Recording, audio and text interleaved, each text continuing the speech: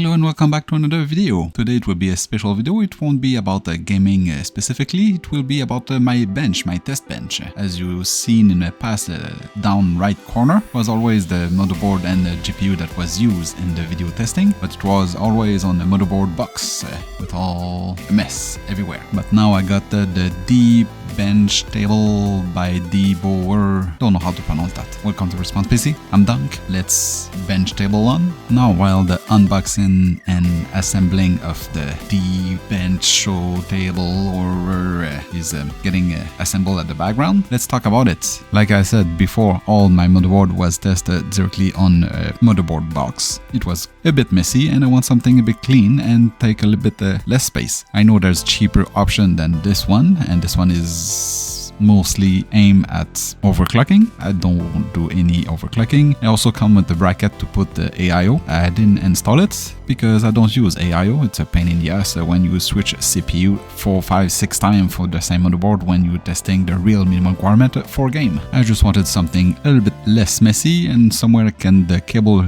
be tucked away, and this seems perfect. The price was a bit high and I can probably choose a cheaper option, but I decided to go with this one. And after using it for a couple months, because I got that a couple months ago, and I want to do a video of the unboxing ring in the background and giving you the review and my thought about it. It's a good and solid product, just a bit weird. There's 3 different sizes of screw to screw everything up. When you look at it, could all have been the same screw. It's nice you can hide the power supply underneath, you save some space. 2 spots for SSD, but it would have been nice to have an NVMe slot somewhere, even though if it's just a slide in the motherboard here and there. It's the same go with the SATA SSD that I put in. You still need to plug the SATA cable. I have less USB to connect to the motherboard when I switch motherboard. That's a big plus, I guess, but it would have been nice to have more USB on that platform. Another nice add-on should have been audio jack, but I guess for people who do overclocking, they don't really need audio.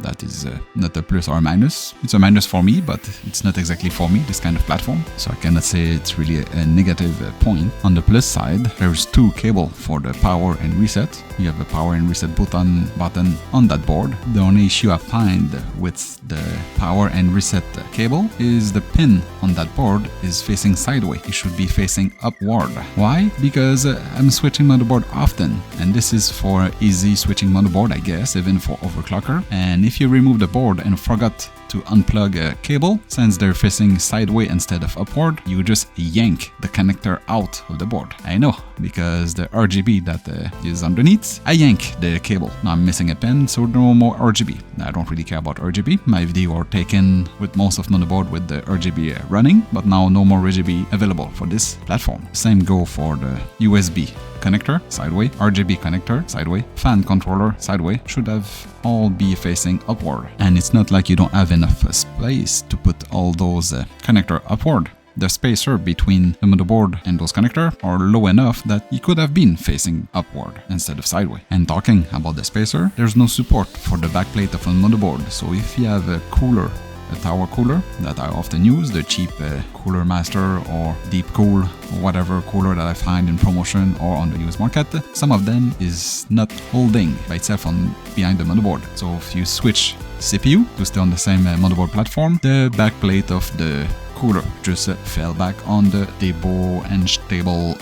It's not really an issue if you have a higher end cooler, air cooler or water cooler, as it will be holding behind the motherboard with a screw from the front, like let's say an Noctua or high-end Deep Cool or high-end Cooler Master, high-end whatever, something that is more than $20, I guess. The Der8enchtable or whatever is in need of a 6-pin power from a GPU power connector to power everything that is go in it, so there's only need of 1 6-pin. So is it worth $400 Canadian, 350 USD? In my opinion, it could have been done better for that price. There's motherboard brand new, cheaper than that bench, and since that thing has a USB-C, everything could have been connected to USB-C. No need to connect all the other cables cable, like a USB to the motherboard, to SATA cable to the motherboard. Could have been add the jack 3.5 for the audio. Could have been add also RG45 connector for the network. Could have add the NVMe connector, and everything can pass through a USB-C. I know not every motherboard has USB-C, but most modern motherboard have USB-C, and if you're doing this kind of overclocking, which this platform is for, at least give the option. In the end, it looks nice. I save some space. It's sturdy. There's a lot of feature, but there's missing quite a bit of feature, and it's quite expensive. It's actually quite expensive for my needs because I'm missing some feature. And for that price, if you're doing similar of what I'm doing, I will not recommend it. If you're doing overclocking, that will make a little bit more sense. But I have it. I pay from my own pocket. I will use it. Thanks to have come watching. See you in the next one, and subscribe.